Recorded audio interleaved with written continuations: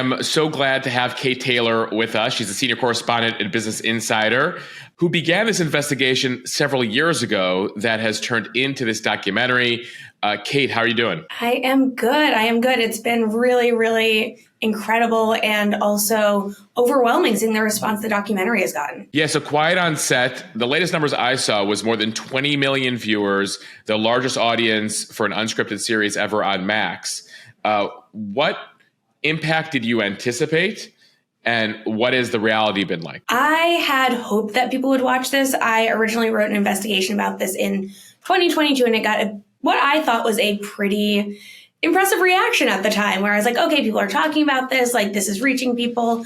But that has been nothing compared to what we've seen with the documentary in terms of just the volume of response. And it's been really kind of incredible. And I truly don't think that any of us involved could have anticipated just how many people would have been kind of moved by this and moved to try and create change when we first started out on this journey. Yeah, when you say create change, what have you already heard?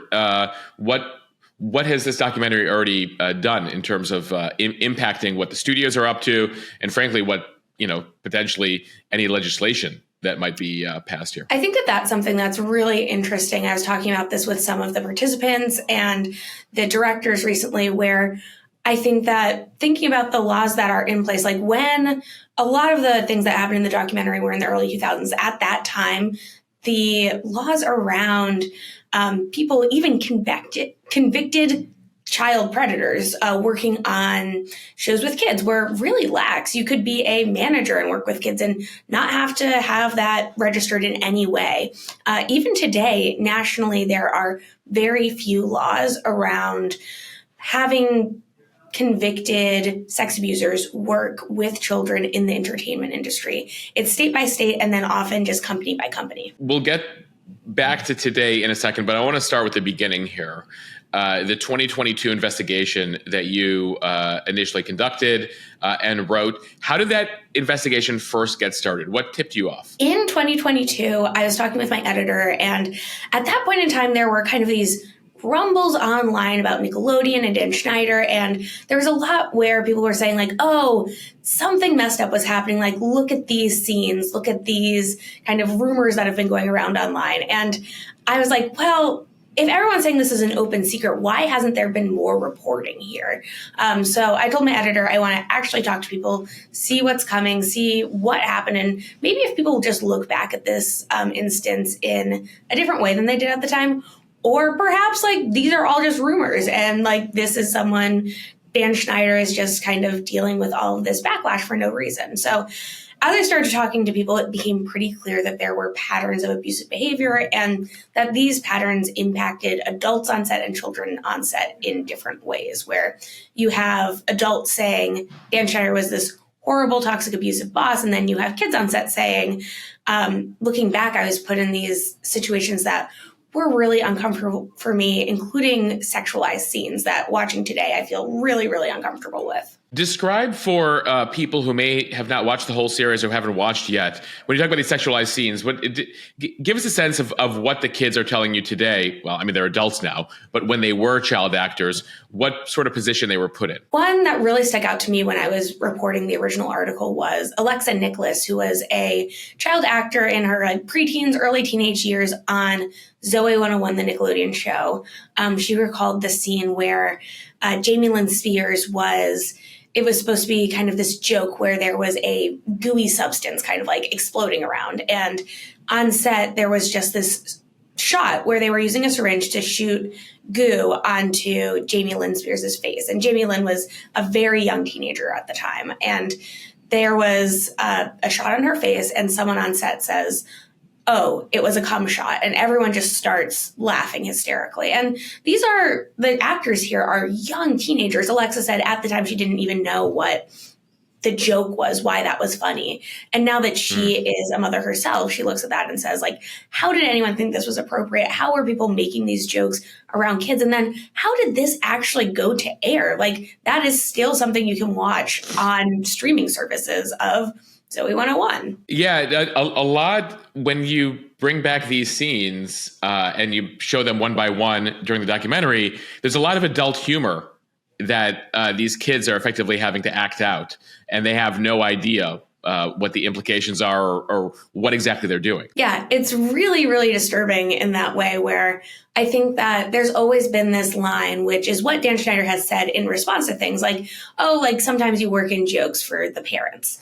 But there's a difference between working in a joke for the parents and putting kids in situations where they themselves seem sexualized. So talk to me about Dan this entire time, as you did that initial investigation and what you've heard from him for that investigation, the last couple of years, and the documentary. Yeah, so obviously for my investigation, you have to reach out for comment. I had been reaching out to people near Dan throughout my reporting process, and then finally sent a very, very long request for comment being like, I'd love to talk with you. I would love your perspective on all these points. And he responded pretty much point by point in a lot of situations, saying either denying things that I had heard from multiple sources, or in other situations saying, yes, but I didn't perceive it in that manner.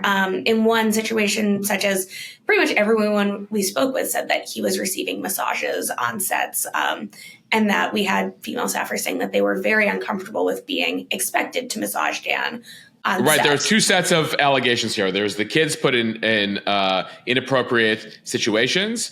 Then there's Dan and how he was conducting himself as a showrunner with the adult staffers. Exactly. And for the sexualized situations, Dan basically said, and has continued to say in response to the documentary, these are things that no one had an issue with at the time, that many people saw before it ran, and that like it's just adults now looking back and changing their minds, which when I talked to writers and people who were on the crew, even at the time, they said, we felt this was inappropriate, but Dan was the type of boss you couldn't push back on. So it's the two things are kind of distinct, but overlapping in my mind, where because he had this kind of toxic workplace culture, kids were put in sexualized situations, and there was no one on set who felt like they could push back against Dan. And that includes the parents of the child actors. Yes. I mean, that's something that is also really upsetting. In the documentary, Brian Hearn's mother was involved in the documentary and kind of talks about, she felt her son was being cast on all that in these roles that felt really racialized, kind of playing into stereotypes about Black men that she was not comfortable with. And she would kind of raise the red flag on this. And she said she felt because she brought up these issues that it ultimately hurt her son's career, and he was not asked back to return to all that. So that's something where I think some of the response people have been like, where are the parents? And even when the parents are involved, like it only kind of can lead to kids being dismissed. And like, it can honestly hurt the kid's career. And for Brian, he said that him losing out on the job and all that definitely hurt his relationship with his mother for years. Yeah, they have a pretty powerful reunion in the fifth episode, I'll say. When it comes to, what you're describing here, the kids are in fear, the staff is in fear, the parents of the kids are fearful. Explain who Dan Schneider was over, almost 2 decades at Nickelodeon. Yeah, Dan Schneider was just Nickelodeon's golden boy. He started out as a writer for all that, and then moved into this really prolific show creator, where he created The Amanda Show, he created iCarly, he created Zoe 101, he created Drake and Josh. And a lot of these shows really were crucial to Nickelodeon's success at the time. iCarly especially kind of ushered in this new era at Nickelodeon for being able to compete with Disney Channel. And it was when the tween market for TV viewership was really being built, and Disney kind of dominated that market. Dan Schneider was kind of seen as Nickelodeon's attempt to compete with that, and compete pretty successfully. Like, you had Michelle Obama going on these shows. Like, she was on an episode of iCarly. You had the biggest stars going on these Dan Schneider shows. They had this huge cultural impact, and it changed how Nickelodeon was viewed, and it brought in a ton of money for Nickelodeon. Did you watch these shows growing up? I did. It was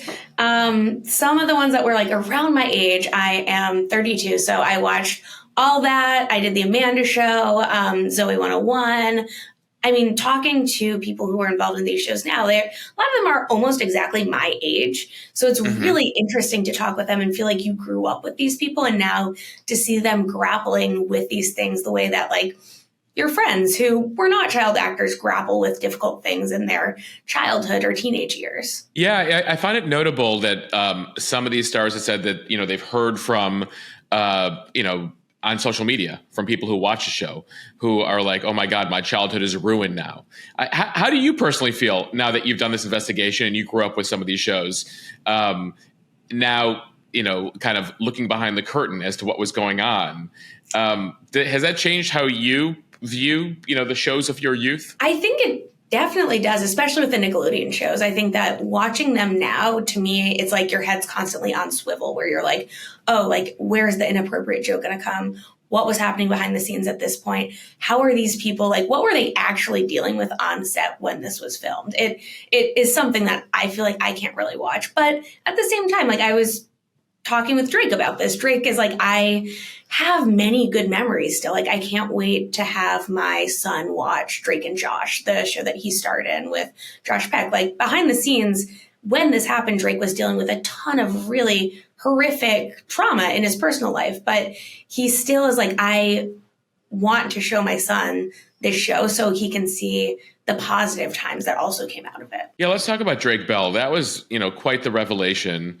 Talk to me about the process of getting him to, he'd been an anonymous victim of sexual assault and rape for, nearly 20 years now. He decides to come forth for the purposes of this documentary. Talk to me about that process in connecting with him and what led him to speak out. Yes, and that was something where in the process of reporting, after my investigation, going into reporting for the documentary, there had been kind of whispers around Drake and like that he had been someone who dealt with a lot of trauma in his time at Nickelodeon. And I have to give one of the directors, Emma Schwartz, so much credit for she was able to really approach Drake in a really sensitive manner and kind of open the door for him to talk about this and feel comfortable talking about it in a way that he said that people had approached him in the past and he just never felt comfortable, never felt like his story would be listened to, never felt like it would be the right time. And I think that Emma deserves so much credit as a director of this for being able to build these relationships with sources. And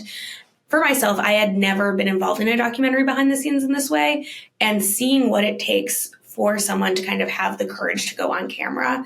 It's so many steps and such a very vulnerable position that feels to me different than having a conversation with someone on the phone. It just like, even day of, like, you can show up to set and be like, is this person going to actually come and like talk about the worst experience of their life while all the people in the room are listening to them? Or are they going to wake up and say, this is too scary, I can't do this? Right. So he tells the story of, is it his voice coach? Brian. His dialogue coach, yeah. So Brian Peck was kind of a fixture in the Dan Schneider universe at the time. He had worked on all that. He had worked on Good Burger. He was involved in The Amanda Show, which is where he and Drake Bell met. He kind of became very close with Drake. And this was something that was seen as pretty normal for these adults to form close friendships with children, essentially, where no one was batting an eye that Drake was spending the night at Brian Peck's house when he was 15. And they were co-stars on a show, right? Yeah. Brian Peck was the adult on the show with a bunch of kids. Yeah, exactly. And he was doing work both in front of the camera in these minor roles and behind the scenes coaching the kids. And effectively, Drake lays out how effectively Brian, went step by step, began assaulting him, and what leads to effectively Drake finally, calling the authorities, or take us through that process after he was dealing with that for some time, including time he's working at Nickelodeon. No one is noticing anything, at least we think. Yeah. And how does it all end? Essentially, Brian forms this close relationship with Drake, which now we can look back on and say, like, this appears to be grooming, where he became basically the primary, both like parental figure, professional figure, like just such an important figure in Drake's life when Drake was around 15, where he would drive him to auditions. He would be the person who kind of was looking out for him on all these things. And eventually, Drake is spending the night at Brian's house. And he said one morning he woke up to Brian sexually assaulting him. And from there, Drake just felt really powerless to say anything. He was working with this guy. They were both in this Nickelodeon universe. He kind of trusted him. He was someone who his mom trusted him with. So he felt like he couldn't say anything without really jeopardizing a lot of aspects in his life.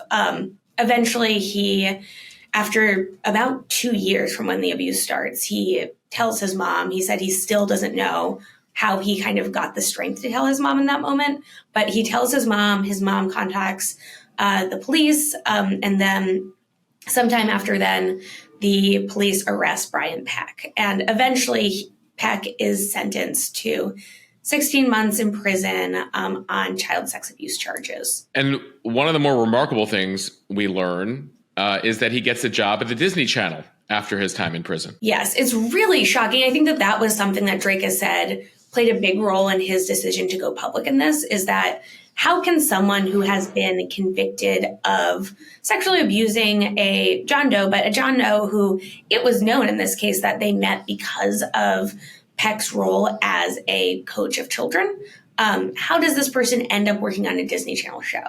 And I think that there has been some people with knowledge have said to me, like, oh, he was not working directly with children. He was doing voice acting. But nonetheless, like the fact that this person was able to continue to work in the entertainment industry on specifically children's shows is really upsetting and disturbing. And I guess the question today is, in the year 2024, is that still allowed? Are there laws that ban that, or no? Technically, it's something where you have individual companies that have beefed up their background checks, but if there is a parent on set or a guardian on set, there's no rule against allowing convicted predators to work with kids in the entertainment industry.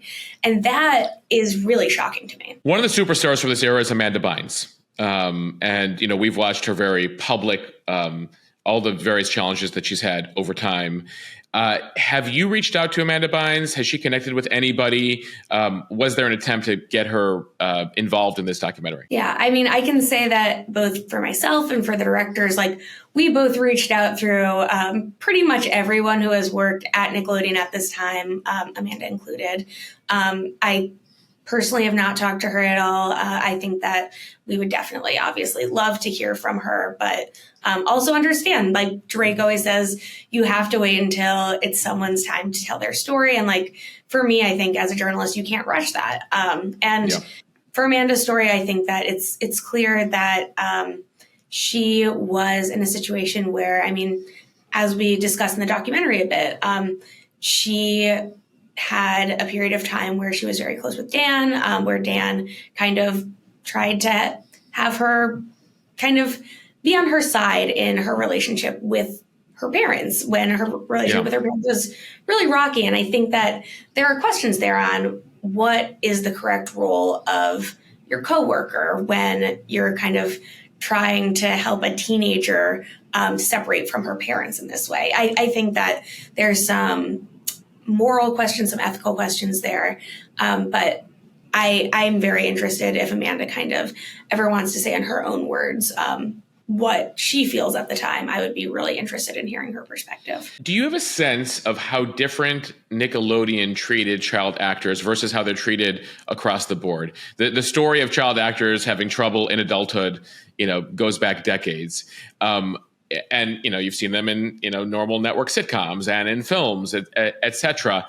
Was there something unique about the environment Nickelodeon, or is this sort of an indictment of the larger, the wider way that Hollywood deals with child actors? I think it's a little bit of both. To me, I think that part of the reasons we focused on Nickelodeon and Dan Schneider specifically is because a lot of the things here seemed like a worst case scenario. Like when you have two adults who worked on the Amanda Show being arrested for child sex abuse within like a short period of time, that is really a clear sign that something is not right.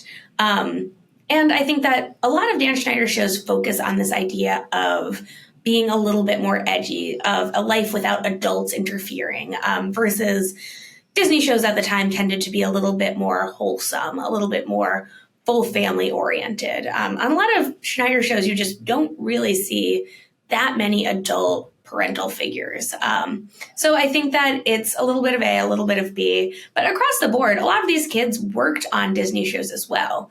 The child entertainers, like there's a lot of overlap between Nickelodeon kids and Disney kids. So I think that a lot of the issues are institutional issues. And I think a lot of these things continue today. Something I've been thinking about a lot is how do we think about things like child influencers today? Like, while there are more safeguards for kids working at Disney or Nickelodeon now, when you look at influencers, this is a similar facet where you have the entertainment industry of kids working, and it's just totally outside of almost every child labor law, but it's a huge financial incentive for the family to kind of have you're not dealing with multiple lines of executives and producers. It's basically the parents or whoever the guardian is managing kids with millions of followers, and in some cases hugely lucrative for those families. Yeah, it's really, really wild. And I think that the financial side of things, like we heard this from a lot of the child stars, like Brian Hearn said, like, I felt like it was my responsibility to stay on the show to like support my entire family. And to fail to do that is not just like, oh, like I'm sad I don't get to go back and have fun with my friends. It's, oh, is my family going to go into debt? Like, what happens now when I am the breadwinner and like all of this responsibility rests on me at age 15 years old? Yeah, you have teenagers thinking that the financial, stability of their family, and in the case of Brian, you guys dive deep into there. It's a really powerful story. Also watching he and his mother Tracy sort of reconnect and pinpoint this time period 20 years later as the reason why they've had difficulties in their relationship. Yeah, it's really heartbreaking. And Jeanette McCurdy, who is not involved in the documentary, but wrote a memoir about a lot of her experiences at Nickelodeon when she was a star on iCarly and Sam and Cat. She, I think, does a really good job discussing how the expectations of her financially impacted her relationship with her family and made her keep saying yes to things that she was uncomfortable with. The perils of the child becoming the primary breadwinner of a family. As we talk about institutional issues, one question that I had, you guys put up the statement from Nickelodeon a few times, but accountability beyond Nickelodeon, this is something Dan Schneider, the showrunner, brings up. He's like, this stuff was vetted by, my boss and the boss above them. What is the sense? Well, first, let's reset. Did Nickelodeon put up any roadblocks to your investigation? And what's your sense of the, institutional issues there beyond Dan's shows? Yes. And I think that I will say Nickelodeon has said in multiple statements, a lot of these things happened a long time ago where they would say people who are really involved now are not the same people who were involved at the time. I think that Nickelodeon, to their credit, they were, in my investigation, able to provide kind of like a brief comment on things, but it was not something where they were point by point threatening litigation against things that I felt were very firmly rooted in fact. But I also think that Nickelodeon has said, we have made a lot of changes. We have put up new safeguards. We have more strict background checks while hiring people. We now expect those background. Is this in response to your investigation, or they had already done this? This is something that they had already done, and that they have kind of, I think that in response to, multiple child sex abusers being arrested. For example, there was an animator who was working on a contract who was arrested shortly after Brian Peck, I think a year or two later. And his arrest, he was already a convicted sex offender, but because he was working on contract, he was allowed to work there. And he allegedly used that position working at Nickelodeon to find children to abuse and to further abuse children. So I think in the aftermath of that was something where Nickelodeon made some changes about how they approach contract workers, for example. I think that there are more intensive background checks at Nickelodeon now. Talking to people, I think that there were things that were seen as okay at the time that would certainly not be considered okay now. But I also, I think that Nickelodeon is not like stepping up and saying like, oh, we take full responsibility for all of this. Like we realize like this was our fault. So I'm trying to thread the needle there in making it clear that things have changed, but also kind of saying how much did higher ups know? I mean, we know that the two writers on the Amanda Show, one of the female writers put in a complaint saying that this was a toxic, sexist workplace. And that complaint resulted in a settlement. But that was Dan Schneider's first show. And he was able to go on from that and build an empire at Nickelodeon. So we know from that this wasn't something that higher-ups at Nickelodeon were not aware of at the time. One of the things Dan says, too, is like, well, all these people complaining about these jokes, this adult humor, these inappropriate situations, no one, all the other adults in Nickelodeon never said anything about it. Yeah, which I think is an interesting point, because I think that that's something that Dan sees as really justifying his behavior. But to me, I think that that can also be read as, oh, this was a systemic issue where these children were failed on multiple levels. Like this is not an instance of just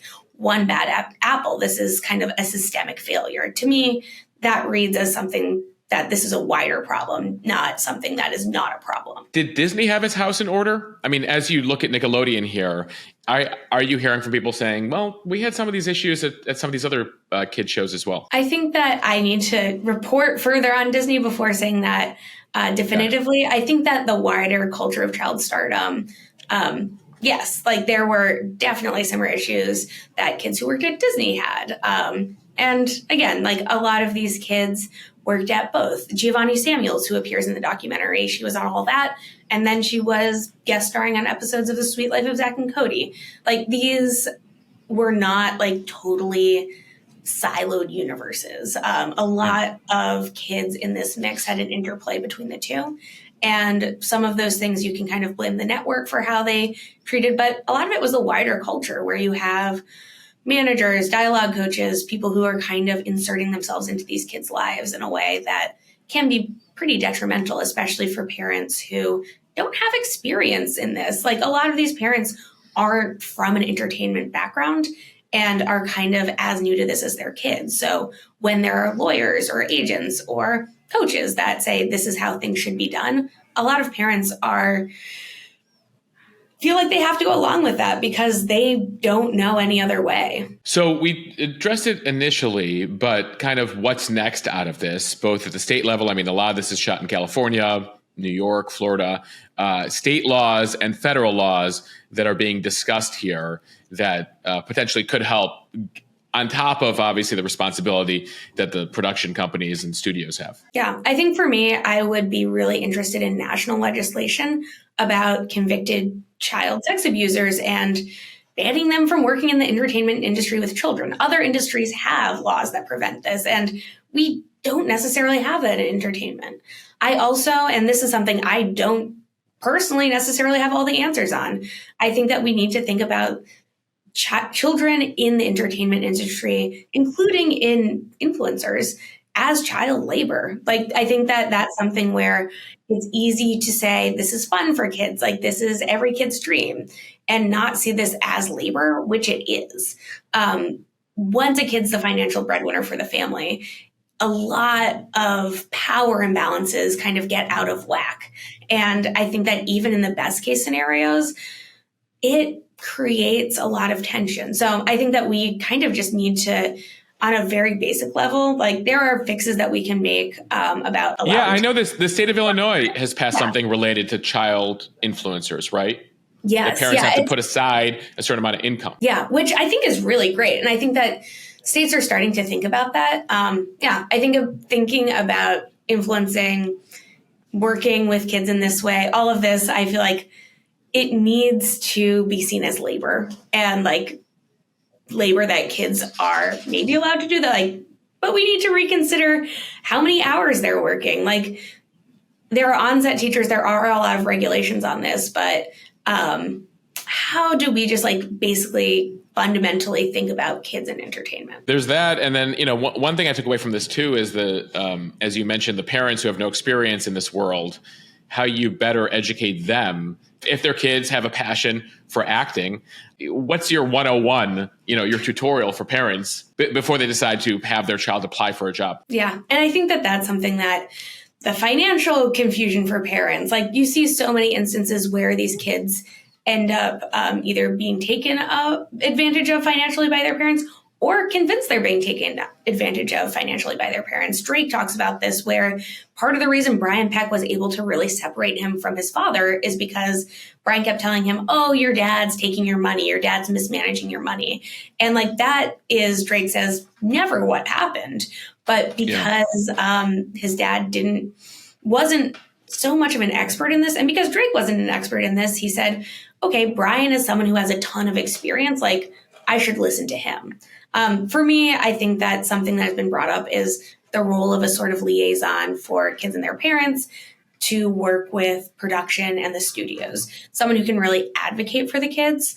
And I think that having that role to be something that is more established, to be someone who is not financially incentivized to keep kids working, but someone whose job is just to keep kids safe, would be really powerful and really helpful to have on set. Question for you out of all this, like you have a kid one day, would you let them work on a children's show? I do not think that I would be able to outright say I would never do that.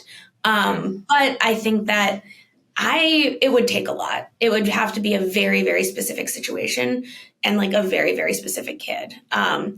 I was talking to someone who was on a PBS show who said because this was something that was a nonprofit, it wasn't filmed in LA, but they had felt very protected and kind of like they were able to just go in this situation and be a kid and have a great time, which I think that is a possibility. And like, I would hope that by the time I have kids that would be thinking about acting, like maybe we will have a new model for how these shows are made that really centers around the kids and centers around their needs and centers around not kind of a financial incentives, but more around what a child needs in this situation, which is kind of a hobby or an outlet to engage in this creativity.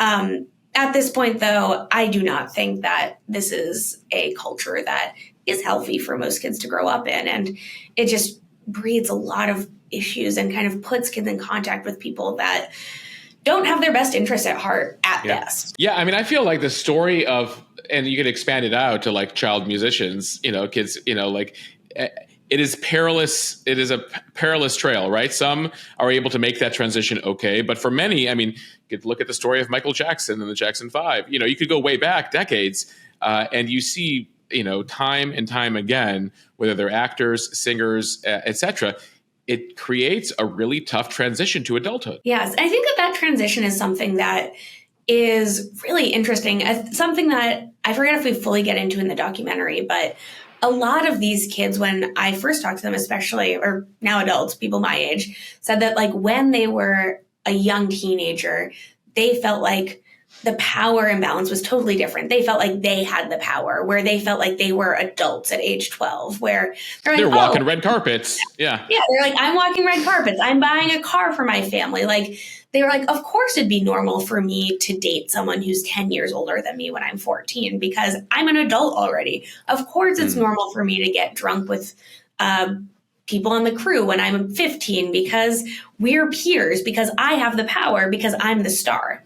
And I think that that is part of this really corrosive culture that is not necessarily specific to Nickelodeon or specific to Dan Schneider shows, but definitely played a large role in Dan Schneider shows. And I think in thinking about how Drake was able to be groomed and isolated by Brian Peck, that played a really major role where everyone said, oh, it's normal for Brian Peck to be throwing this birthday party for a 15-year-old. It's normal for Drake to be spending the night here. Speaking of Brian Peck, he's still alive, right?